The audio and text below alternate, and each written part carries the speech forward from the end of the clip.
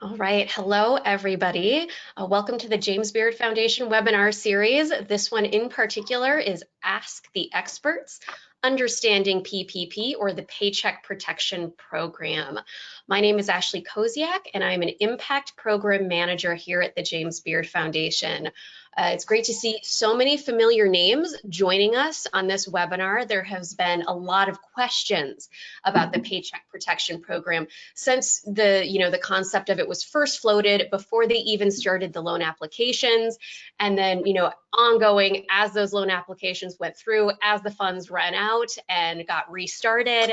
And now as we're seeing more and more chefs and businesses who have this paycheck protection loan, it's in their bank account, there are still more questions and more funds for folks who might want to apply. So we're very fortunate to have with us today two people who are really experts in this paycheck protection program, as well as the EIDL grants that we're going to be talking about as well, or the EIDL loans. So if you've joined us for webinars before, or if you've kind of read some of the material that we've shared around, they've been really helpful in that. I'm really pleased to have with us today Jim Joseph and Jamie Lee from Arnold and Porter. So thank you again for joining us. Before I hand it over to them, I'm going to do a little bit of webinar housekeeping. So everyone's on mute right now. That's great. If you have any questions, we got a lot of questions beforehand. So first of all, thank you everyone who sent in those questions. We got a lot of great questions in the run up to this. If anything comes to mind during the webinar itself, feel free to write in your question using that little question function. We do have a pretty solid 3 p.m. stop time. We're going to get to as many questions as we can. And so I might stop Jim or Jamie kind of during their presentation to just clarify anything, or if any of these questions make sense to kind of ask during that break period. Otherwise, we're going to try to save most of the questions for the end. But if there's any points that need clarification, we'll try to handle those as they come up. And so, yep, if you have any questions, write them in. My colleague Kim is helping out with tech today. If you have any issues with your technology, if you're having any issues with the audio, that's been a problem with a lot of this and on Zoom lately. Let us know. We'll do our best to help. And then finally, this webinar is being recorded. So afterwards, if you want to review anything, you'll be able to do that. If you want to share it, you'll be able to do that. So we'll make sure that that recording is accessible. It usually takes a couple hours, but we'll certainly have it ready by tomorrow. And we have a list of all of our webinars, recordings of all of our past webinars on the James Beard Foundation page, where you can also sign up for future webinars. I know this Thursday, I'm talking to Eric Diebel from the National Sustainable Agriculture Coalition, so that'll be a totally different conversation. But for right now, I want to hand it over to Jim and Jamie. Thank you so much. Thank you. So why don't we go to the first slide? Well, second slide, third slide. There we go.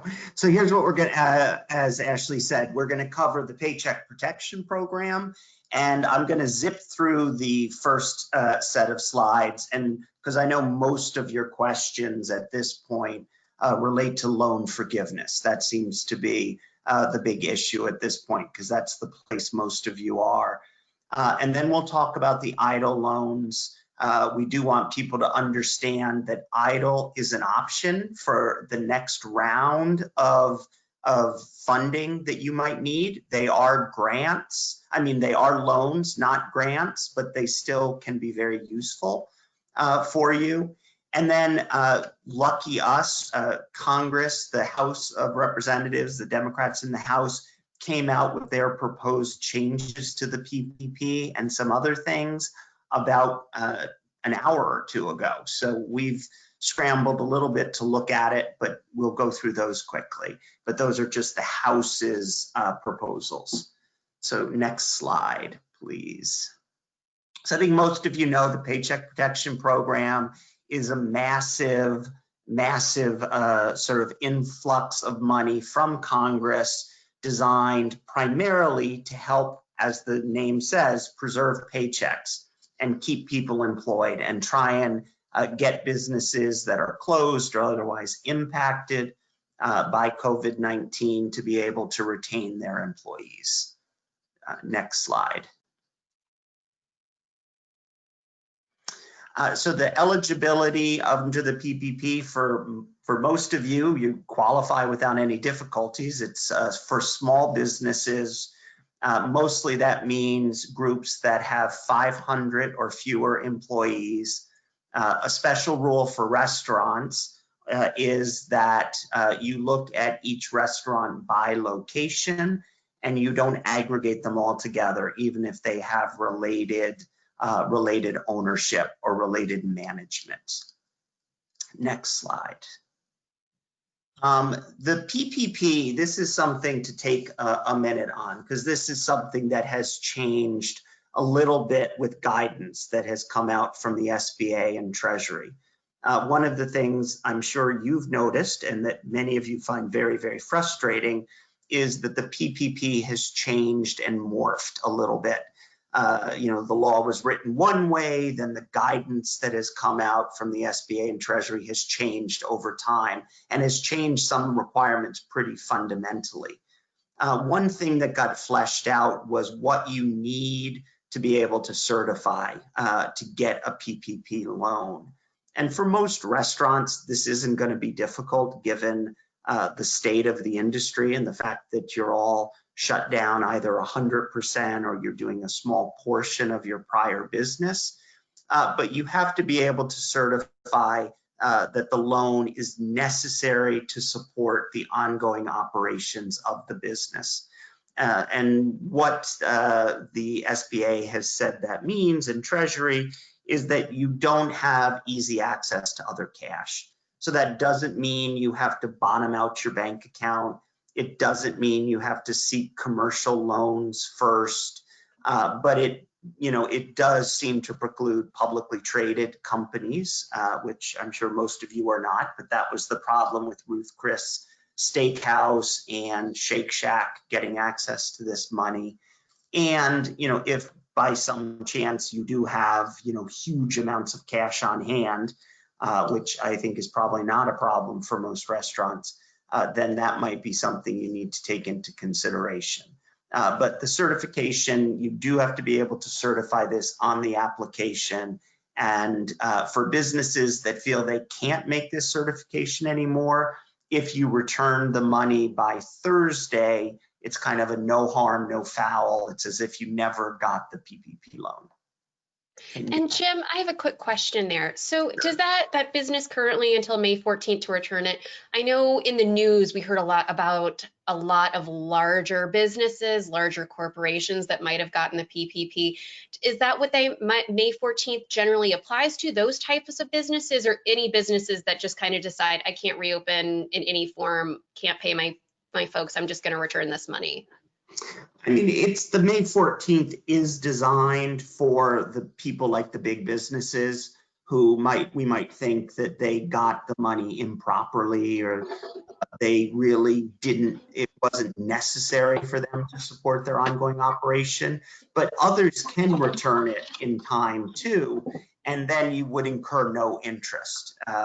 If people happen to have gotten their loan in early April, and now they realize that they can't spend it in the way they need to or want to, and they just think it's more trouble than it's worth, and they return it. What they say is it's as if you never got the loan. So our assumption is that means there would be no interest, even though they have not specifically said that. Great, thank you. Next. So most people, PPP lenders, most people have gone to their normal banks, but there also are special allocations have been made to community financial institutions and others to try and make sure that the money is getting to the small businesses that need it. In the initial rollout of the PPP, a lot of the money went to big businesses that had relationships with these big banks, and the businesses and the banks got a little criticism for that, and the government. So these special allocations are designed to make sure the money's getting where it's supposed to be in the second round of PPP funding. Okay, next. And again, quickly, most of you probably have already applied for your PPP, but if you hadn't, the loan amount is the average monthly payroll cost times 2.5%. And the average monthly payroll cost is done over, you have a couple of different periods that you can do it over, either 2019 or the prior 12 months. And if you are a seasonal business or you weren't in business, throughout 2019, then there might be different periods. But generally, it's 2019 or the last 12 months. You calculate your monthly payroll cost, which you can calculate it for the whole year, divide it by 12, and then multiply it by 2.5. And now we'll go to the next slide and discuss what payroll costs are. So payroll costs are important for two purposes. One is calculating the maximum amount of the loan, but this is also a very important concept for the loan forgiveness. So we'll come back to this in a little while. But payroll costs are gross compensation. So salary, wages, tips, anything that would go on the W-2, basically, as taxable wages gets included. And then so does vacation pay, family leave, sick pay, contributions to healthcare plans, group healthcare plans, payment of retirement benefits, and then allowances for dismissal or separation of employees, and then state and local tax payments. So what's not included? You do not include annual salaries of in excess of $100,000. So if you have an employee who makes $120,000 a year, you would only count $100,000 towards of that employee's compensation towards your payroll costs. You do get to count, however, the full retirement benefit. So even if you calculate retirement benefits on $120,000 in that example, you can include that entire amount in the maximum loan amount. You don't include the employer's portion of FICA. So payroll costs are the gross wages that you pay to an employee. So you don't subtract out the 6.2% of the employee's portion of FICA, but so that it's just gross, the total amount. But you don't add in the employer's portion of FICA that you pay on top of the employee's salary.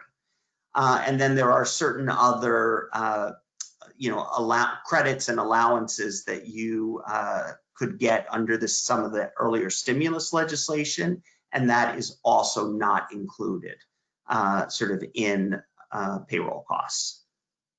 Great. And Jim, are things like bonuses, if someone wanted to give their employees a bonus, would that fall into something that the PPP would cover, or is that outside of that?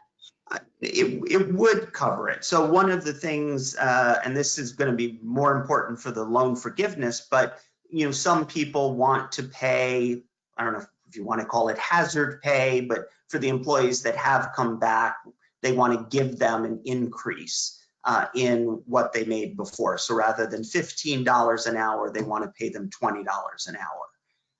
That is completely permissible. And we'll go into this in a little more detail in the loan forgiveness. But basically anything that would go on the W-2 as wages. So if you decide, if you pay for the uniforms of your employees, or give them certain transportation benefits that are taxable benefits as opposed to non-taxable, things like that go on the W-2 as taxable wages count as payroll costs. And we'll go into this a bit more on in the loan forgiveness section. Thank you. Let's go to the next. So what can you use the PPP loan proceeds for?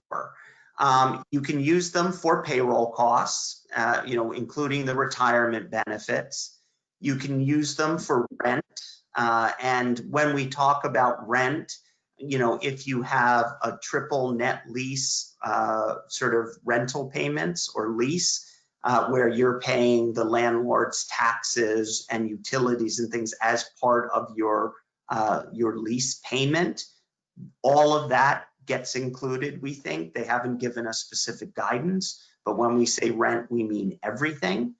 And utilities, so gas, water, if you're paying those on your own, those can be included. And then interest payments on mortgage obligations.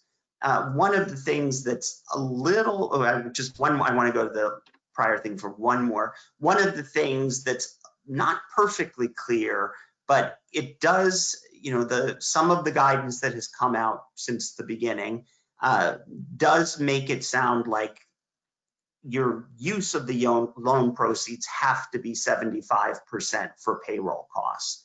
And that's not only for loan forgiveness, but also sort of overall. Now, this is something that certainly the Democratic House's proposal that came out this morning, they want to change that so that you don't have to use such a large percentage for payroll costs, which is huge for the restaurant industry.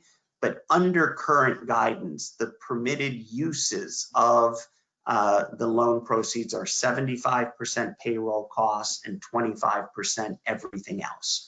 And in prior webinars, we might have said something different because the guidance was not out yet and was not clear, but this is what it is saying right now.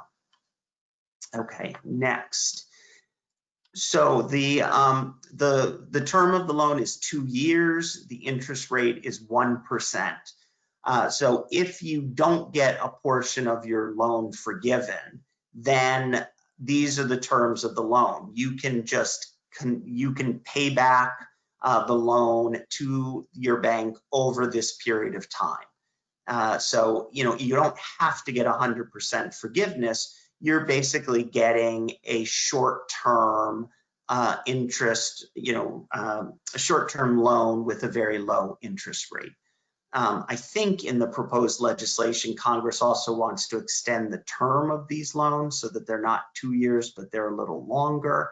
Again, we're not sure where that final legislation will come out. But so you have 2 years to pay it back. No loan payments are due for 6 months. And but you have to just remember that interest continues to accrue during that deferment period. Okay, next. Now, loan forgiveness. This is where we get into a lot of confusion. So the loan forgiveness is you look at your permitted expenses, payroll costs, interest on mortgages, rent payments, and utilities during an 8-week period. And the 8-week period starts the day you receive your loan proceeds. So it's not when you apply, it's not when the bank tells you you've got your loan, it's when the first bit of the loan proceeds hit your bank account. Then you start your 8-week period. And the amounts are supposed to be the amounts that you paid and incurred during that period. So it does get, a little confusing about how that works, but all of the payroll that you pay during the 8-week period gets included. Now, depending on what your payroll schedule is, if your 8 weeks ends on June 28th and you have a payroll that pays out on June 29th, just because that's your normal schedule, we think that they will allow you to take as your payroll costs everything calculated through June 28th, which, in this example is the end of your 8-week period. And again, payroll costs includes, all kinds of wages. So if you pay people hazard pay, if you increase their wages for some reason, if you hire family members, or you have employees who are not coming back, or you're hiring different kinds of employees because you don't need wait staff, you need people who are doing delivery. And so you're hiring a slightly different type of employee. those people count, and those people and the amounts that you pay them count towards this. Another question that has come up a lot with this is for the owners of restaurants.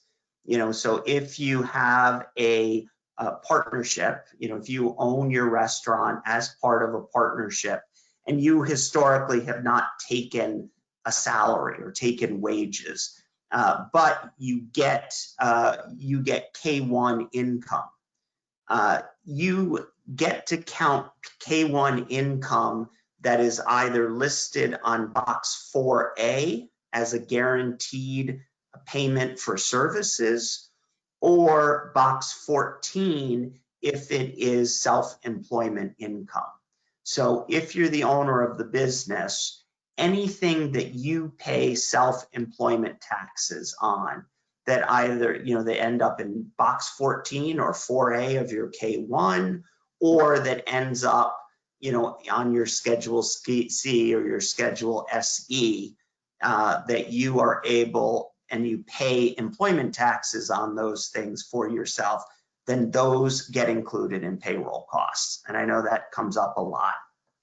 The rent payments I mentioned, if you have a triple net lease rent, that gets included. Unfortunately, under the current thinking, you can't prepay rent, you can't prepay salaries for amounts after the 8-week period and have it covered. It's supposed to be what is paid and incurred during the 8-week period. So, that's, you have to be a little careful about that. And now the other thing is the 75%, and this has caused also a lot of confusion. This was not in the original legislation. It got put in through guidance, but the total amount of your loan forgiveness, whatever amount you get forgiven, 75% of that, at least 75% of that, has to be for payroll costs. So to help me with the math, I wrote down the example. So if you spent $60,000 during the 8-week period and $40,000 of that was payroll and $20,000 was rent and utilities, you need to look at the 40% in payroll costs. What is that 75% of? So that would mean you do 75 over 100 on the one side of the equation, and 40,000 over X on the other side. And then you do the calculation. And that means it's 53,333. And the 20,000 in rent, of the 20,000 in rent, you can only take 13,000 of that towards your forgiveness. And then the rest of the amount, the whatever 47,000 almost that's remaining, you just then would repay that on the 1% interest rate and repay that within the 2-year period. So I think that I can take a quick look.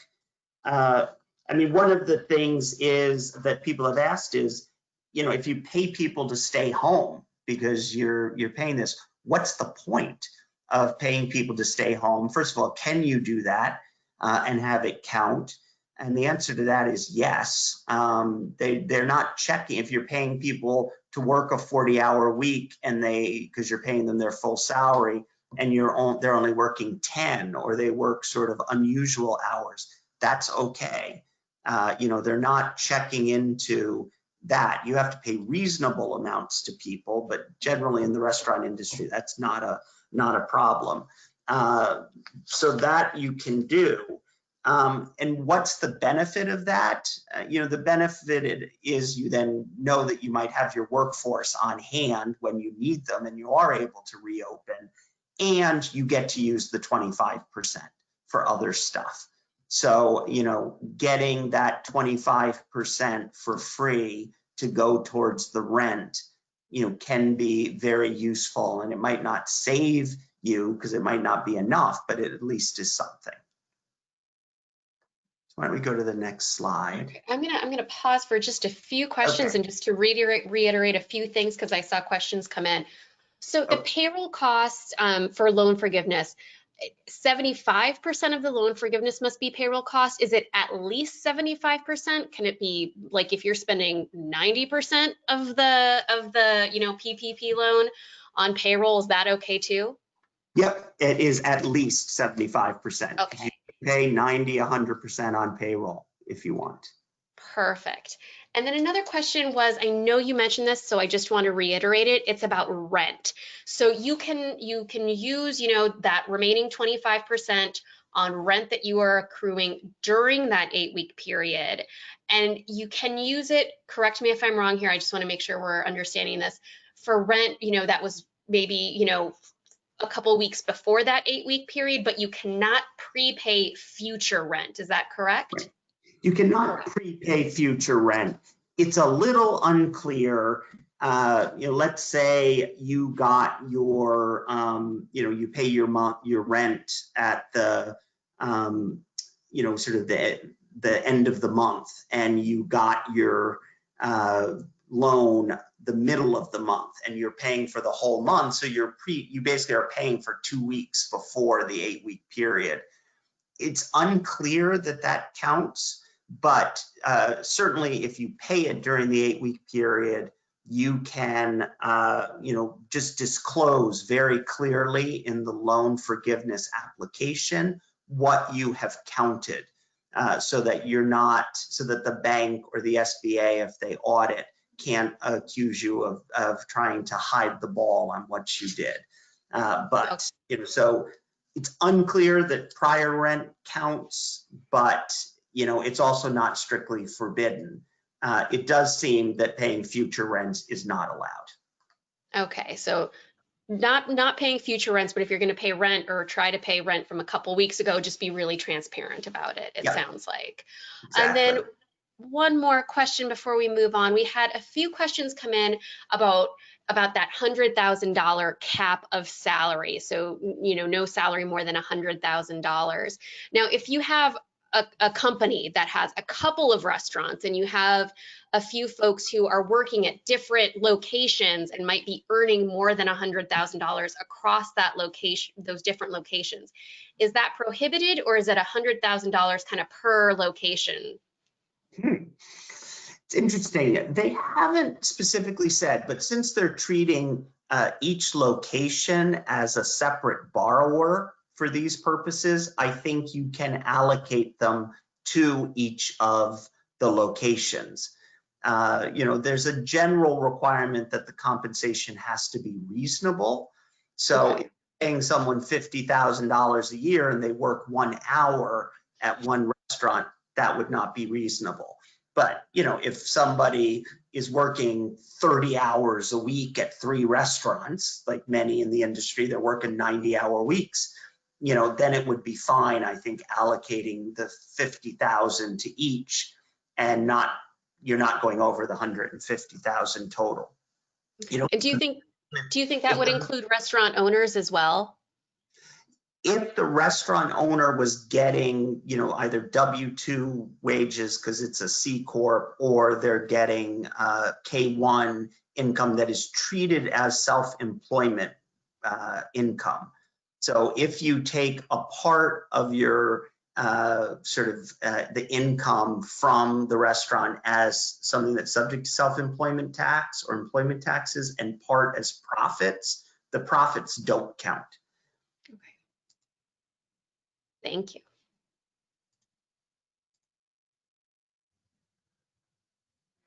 Okay, this is another piece that is confusing, and hopefully we can go through it quickly and explain it a little bit. So once you calculate your loan forgiveness for the 8-week period, they then reduce your loan forgiveness for 2 purposes. One is proportionately for any reduction in the number of employees that you had during the 8-week period, and you compare the prior number of employees to a period from 2019 or from the first 2 months of 2020. So let's say in the prior period you had 100 employees, and this is based on full-time equivalents. And they don't tell us before you ask whether full-time equivalent means 30 hours or 40 hours. They just haven't explained that to us. So, we think using 30 or 40 hours would be reasonable. They use that in different, the ERISA rules might use 30 hours for some things and other rules might use 40, but as long as you're very clear and you're consistent comparing the prior period, you can't use 40 for the prior period and 30 for this period. So as long as you're consistent, let's say you had 100 employees in the prior period and you have 80 employees sort of now. If you had $100 sort of loan forgiveness, your loan forgiveness would be reduced by 20%, because by counting noses, your employee count is down by 20%. So that would reduce the total loan forgiveness by that percentage. I'll get to the exception in a minute. And then the other thing is a dollar for dollar reduction. So, and this is done on an employee by employee basis.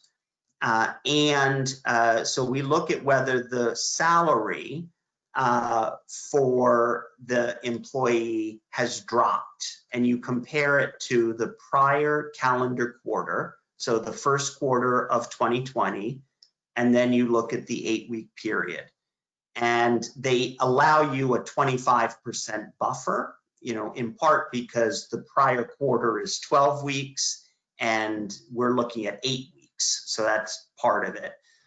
So if the wages were $100 in the prior quarter and you paid someone $80 in the 8-week period, there's going to be no reduction because you haven't dropped it more than 25%. But if you paid the person $70, so it did drop by 5% below that 25%, then that $5 would be subtracted from the loan forgiveness. Now, what happens if you laid people off or employees quit, and didn't come back? They get ignored for this purpose. So it's any employee who was working during the first quarter and is working during the 8-week period, you look to see if they were getting paid the same amount. And if someone didn't work during the prior quarter or did in the prior quarter and didn't work during the 8-week, you just ignore them. You only look at people who were working in both periods, and then you compare their salaries. Now, the exception.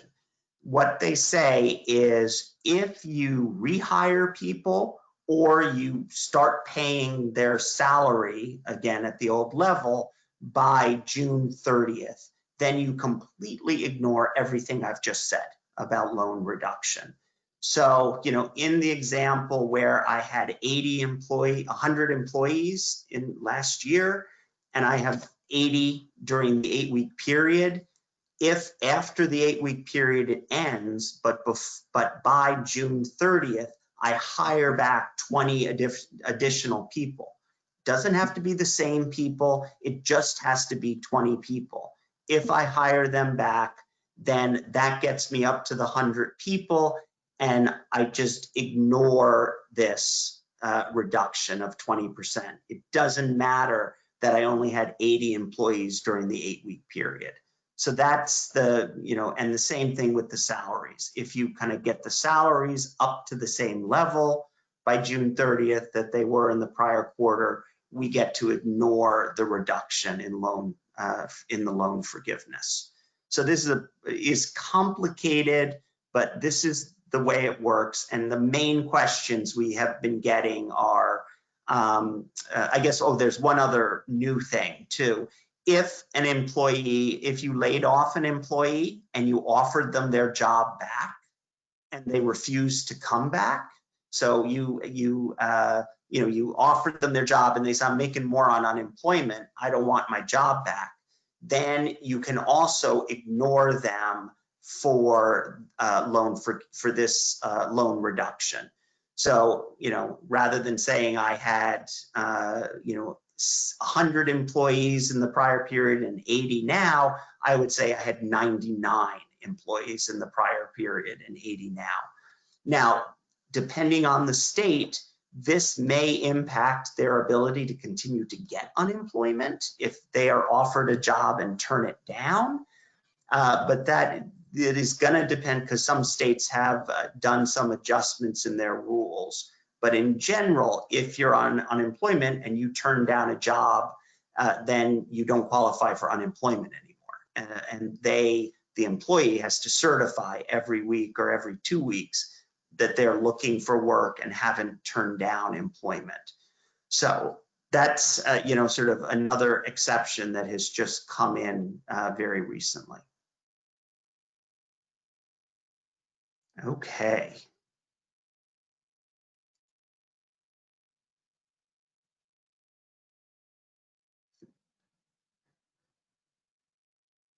And I think we have, we've covered this about the sort of loan forgiveness and the loan amounts.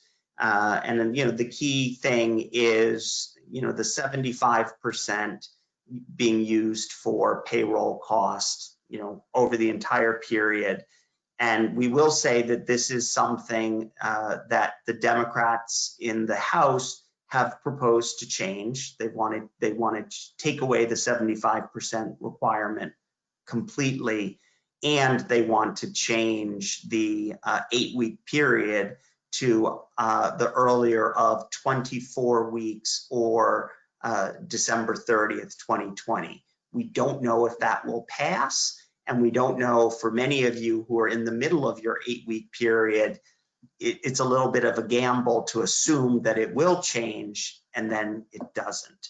We are assuming that some change is going to be made because the administration has admitted that something needs to change, but there's a lot of resistance among certain Republicans in the Senate. So it is unclear. So it is a little risky to assume that the 8-week period or the 75% requirement is going to go away.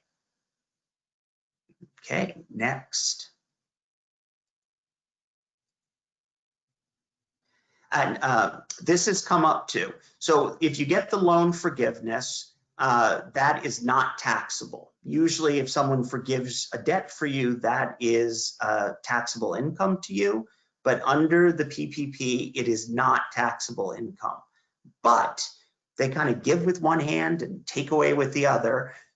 So if that 100, the 75% or more payroll costs and the other amounts that are used for your loan forgiveness, you are not able to claim those as tax deductions. So you can't take them as ordinary and necessary business expenses on your taxes. Now, I mean, it's not good news, but for many of you, having taxable income is not going to be a huge problem this year, given how long you were shut down. So, this might not impact it, but there also has been a lot of complaints from Congress that the Treasury Department misinterpreted their intent here. And so Treasury has said that they are looking into this again. So they may change and say that you can deduct the amounts that you used for loan forgiveness. But it is clear the forgiven loan is not taxable income to you. Okay. Now I'm going to turn things over to Jamie to go through, and I know I've taken more than my allotted time. So Jamie, I think you'll have to go through quickly, but Jamie, to you. Not a problem. Can everyone hear me? Just make sure. Yes, we can. Great. Okay, awesome. Well, it's awesome to see everyone. Oh. My apologies. I have a very rowdy dog, so please forgive me. But to get on to another form of assistance that is available to small businesses, it is the Economic Injury Disaster Loan, also known as EIDL.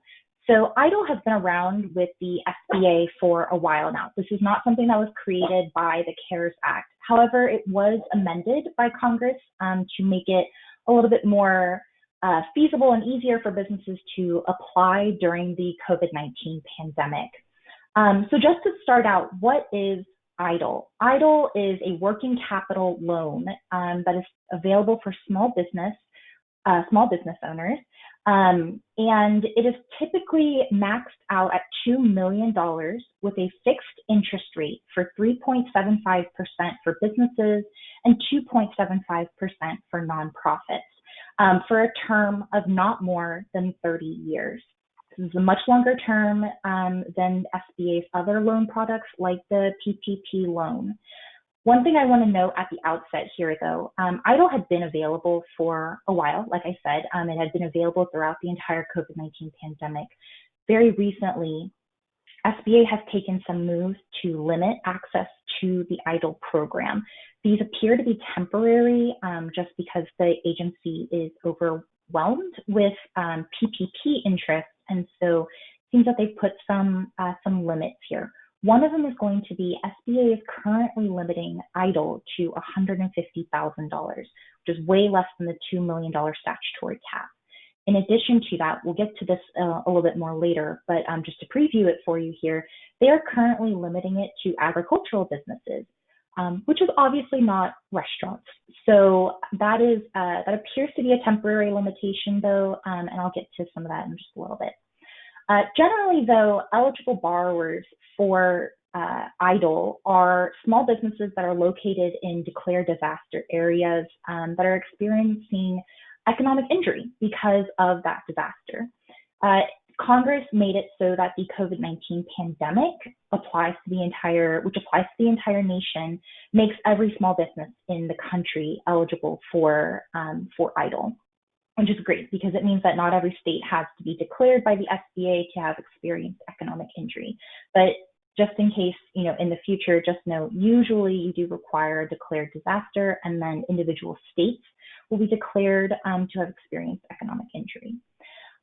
You can use an EIDL for a variety of purposes. It's much broader than PPP uses. It can include payroll, it can include paid sick leave to your employees, meeting increased costs because of interrupted supply chain, making rent and mortgage payments, or just for paying other debt obligations that you could not pay, that you would be able to pay had it not been for the disaster. That's really the important language there. The CARES Act passed by Congress about a month ago now. Well, it seems maybe a little bit more than that. It seems like it was not that long ago.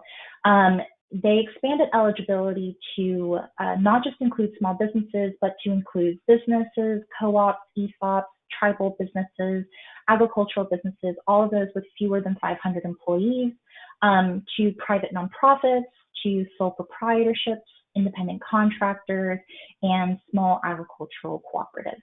As I said before, though, they are currently limiting it to agricultural businesses. That was also in the most recent legislation passed by Congress. Congress expanded eligibility for EIDL to agricultural businesses that were traditionally left out of the EIDL program.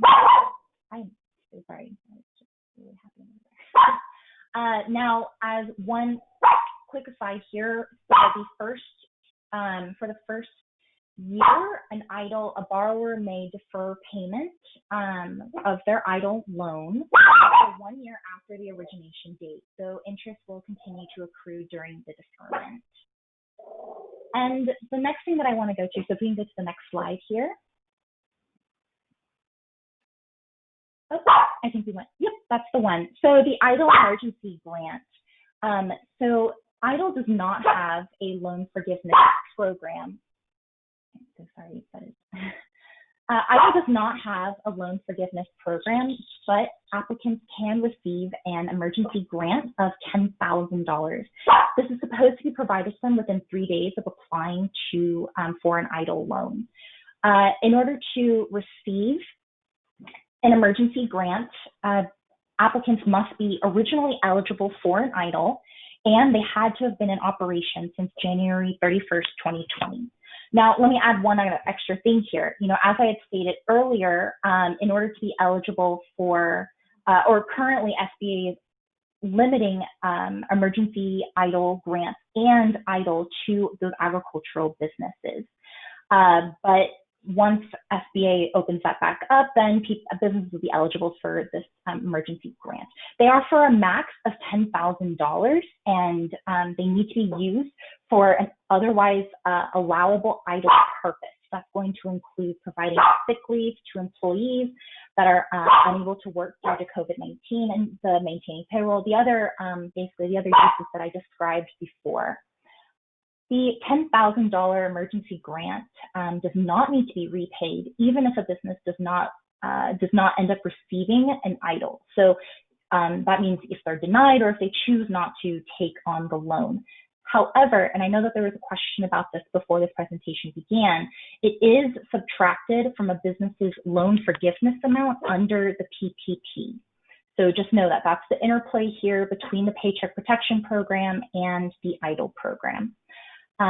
But that pretty much sums it up. I'm happy to take questions about EIDL. I just want people to know, though, this is another option for you. It is smaller. It is currently temporarily limited, but as soon as that thing opens back up, it can be a really great option, especially because of the expanded uses compared to the Paycheck Protection Program. However, it does not include loan forgiveness. So, Jamie, we did have a couple questions come in because across the country, there are a lot of restaurants that are part of farms or farms that are part of restaurants. If your restaurant has a farm attached to it, do you qualify for an EIDL loan? So can you hear me now? Okay, great. So that is a very interesting question. It sort of depends on how that business will be classified. It may be that the agricultural portion of that business could be eligible for the EIDL loan, but that the restaurant portion may not be. That would be something that you would want to take up case by case with the SBA. Great, thank you.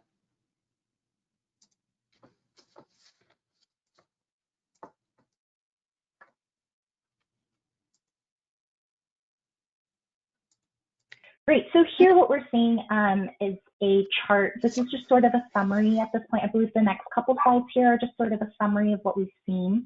But it's comparing PPP to the economic injury disaster loans, just so people can see, side by side, here are the key elements. Like we were saying, there are differences in the maximum amount. There are slight differences in the eligibility. For the most part, the CARES Act sort of balance the scales a little bit, but there is certain changes. If you're a nonprofit organization, you want to pay particular attention to that. But if you, in the next slide as well, we provide further comparison of the two forms of relief. So another one is going to be how you calculate how much money you can get. How the fact that there's an EIDL advance grant of $10K, which is obviously not available for the PPP, as well as the fact that PPP can be forgiven, whereas an EIDL cannot. Jim, is there anything else you wanted to add there? No, I think that's good. I think we can just touch on in the next slide. I think we'll have the congressional stuff. And so, quickly on this, as I mentioned, the House Democrats' proposal was released earlier today. And as we expected, they are fixing a number of the Paycheck Protection Program issues. And so one of the things that they did, and again, this is only a proposal, we don't know what it would look like in the final legislation, but they're extending the 8-week period to 24 weeks at sort of, it'd be the earlier of. So 24 weeks is the maximum that it would be extended to. So that's going to be quite helpful to a number of restaurants that haven't been able to open during the 8-week period. And they've also extended that June 30 exception for rehiring. They've extended that also to December 31st, 2020, so that they would allow you to not have a loan forgiveness reduction if you rehire people by the end of the year. And finally, they have taken away completely, as I read it and reading it quickly, taken away completely the 75% requirement that the PPP loan proceeds be used for 75% payroll costs, and that loan forgiveness has to be 75% payroll costs. And Jamie, I didn't notice if they made any changes to EIDL, or if they said they need to make sure that they don't artificially cap EIDL, because I know that has been something Congress has criticized the SBA for. Yeah, that was something that I also noticed, that there wasn't anything about the caps there. So that may be something we want to keep an eye out for, especially restaurants. Just keep an eye out for whether or not that gets changed during negotiation. Yeah, and another thing, just that the SBA Inspector General released a preliminary report last week that criticized some of these limitations on some of these programs, and some of the things that got put on that was not appropriate. You know, usually a federal agency can't change the law when they're doing regulations, and Treasury and the SBA took very broad latitude in changing the legislation when they started to introduce these regulations. So they are, you know, certainly the House Democrats have complained about that, and so did the Inspector General. And Ashely, do we have more questions? Oh, we have so many questions, Okay. but we only have about 7 minutes. So I'm going to try to combine a few questions and get to what we can. So are you able to return the full or a portion of the loan if you decide not to use it within the 8-week period, or does that offer basically expire on May 14th? For the sort of no harm, no foul, it's as if you never received it, that currently expires May 14th. But let's say you return it June 30th because you realize you can't use it anymore, you would have to pay the 1% interest for the period from the time you got the loan through June 30th. But you can still pay it back. You know, it's a loan, so you can, there's no penalty for prepayment of the PPP. All right. And so if folks want to kind of hold on to it until we see potential changes in the Paycheck Protection Program, but no one has a crystal ball. So I know a lot of questions are like, when will we know if these changes happen? But we don't really know when we'll know, do we? Or do you know? Do you have a crystal ball? We don't have a crystal ball, but we do think it's going to happen fairly quickly. Okay. So the Democrats came out today. You were sort of hearing that Friday, what might be the day the House might vote on this. We'll see if that's true. And then, you know, it's going to take, we would think the Senate would then take this up very quickly. There's a lot of pressure on Congress to act quickly. So I would think that by the end of May, we would know. And Jamie, do you think, is that consistent with what you're hearing? Yes, it is. We are hearing that it's possible that the vote might be pushed to early next week, but that seems about the latest that it would be for the House side. And then obviously from there, but we understand that the House leadership is already in negotiation talks with Senate leadership and the administration. So we hope that this will go quickly, but we will note that there has been a trend with every package that has come out. Negotiations take longer and longer, and the restrictions do get tighter and tighter. So, so that is just something to keep in mind. It took a couple of weeks for CARES 1.5, as we call it. This is sort of CARES 2.0. You know, we're just, this bill is massive, and so it might be a while. But I imagine end of May, I think, is a reasonable time frame. Right, and there are proposals for other assistance even after this. Now, we have no idea whether that's something, but the restaurant industry has been on the Hill a lot, both through James Beard Foundation and certain other sort of restaurant groups have been up there trying to convince Congress that the industry needs additional help after this. Right. And I think you talked about this maybe on the last PPP webinar, but contractors who are 1099 are not eligible. They're not a payroll expense you can use on this, correct? Correct. So if you issue a 1099, they can't be included in payroll costs. Only W-2 or K-1 income that is in box 14 or box 4A. 14 or 4A. And I know you talked about this, just a little bit earlier, but we still had a few questions come in about kind of the difference between having a part-time employee on your payroll in the past and, how is that calculated into forgiveness with the PPP? Could you go over that just quickly one more time? Right. So the loan forgiveness and the sort of reduction of loan forgiveness is based on full-time equivalent employees. So if you have 2 employees who work 15 hours a week and you're using 30 hours a week as full-time equivalent, then those 2 people equal 1 for purposes of this. And if you're looking at your prior period, the first 2 months of 2020, you would want to just make sure you look at the same, you use the same calculation. So you just basically total up everybody that works, and if they're not a full-time employee, you add them together until you get a full-time employee, and then that counts as 1. And then you move on to the next. Great, thank you. And have you, either of you, because we've gotten a lot of questions about this, seen anywhere on the internet some handy spreadsheets to help track costs for forgiveness for both for EIDL or PPP, or sorry, EIDL can't be forgiven, but anything like that, any handy spreadsheets or tools online? We have not, we have recommended that people put their PPP loan proceeds into a separate bank account, just so that it's really easy to trace. It's not required, and if you didn't do it, it's not a big deal.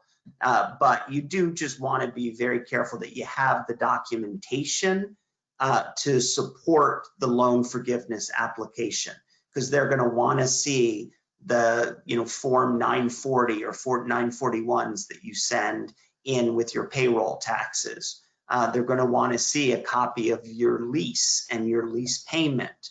They're going to want to see a receipt or the check, whatever, some kind of receipt from your paying your utility bills. That's what the bank is going to require you to send to them for the loan forgiveness. So keep track of that. I haven't seen any spreadsheet.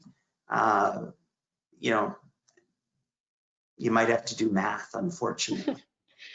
All right, and I think you mentioned this, but to clarify one more time, you don't have to hire back the same employees. They can be different employees. They can be different job positions. Is that correct as well? Correct. It just kind of has to be the same numbers in the end, it sounds like. Exactly. Same numbers, not same people, not same jobs. Just you have total flexibility on who you are hiring now. Because some people are saying we're not open, so we're using this opportunity to do a renovation or to fix some things. So we're hiring, and again, since 1099 workers don't count, rather than hiring a contractor to do it, we were going to hire people on as temporary employees, give them W-2 income, pay employment taxes, and count that towards our PPP. That is perfectly fine. All right. Well, thank you so much for joining us. I know we weren't able to get to all of the new questions that came up, but we tried to answer as many of them as we could. And who knows, maybe we'll have another webinar with you all once we all have a couple hours to pour through the nearly 2,000 page new Heroes Act, I think they're calling it. Which will be a joy to do. But do either of you have any last, final words of advice to the chefs and business owners that are trying to process EIDL loans and PPP loans? Any final kind of parting advice words? Yeah, don't get discouraged. I know it is really complicated, and it's made more complicated by the fact that they keep changing the rules.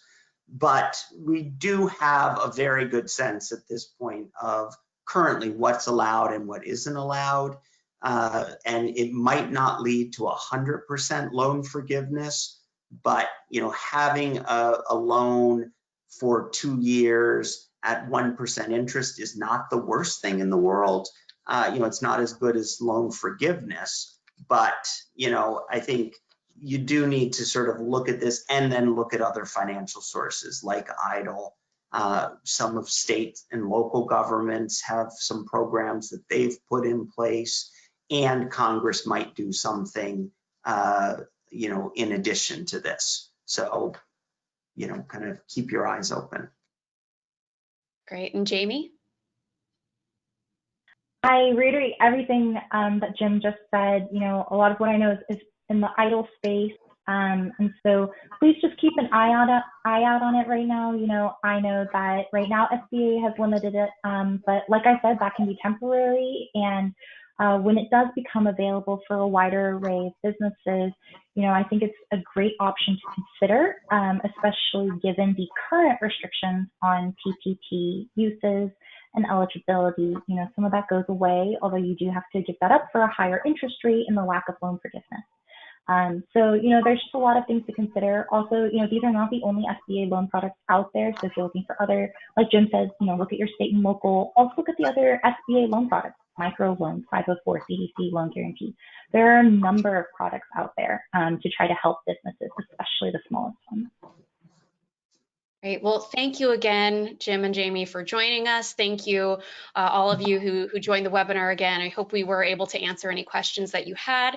Again, this will be recorded. It takes a couple hours for it to process, but it'll certainly be available by tomorrow, and we'll make sure to share a link for that out, as well as we'll see what we can do to help try to make some of these slides available as well, because I know folks find them very helpful, and kind of build a resource available for everybody. But thank you so much. I hope we see you again on Thursday, again with Eric Diebel from the National Sustainable Agriculture Coalition, and who knows, we'll probably have another PPP or other kind of policy webinar again soon. So thank you so much. Thanks. Thanks so much.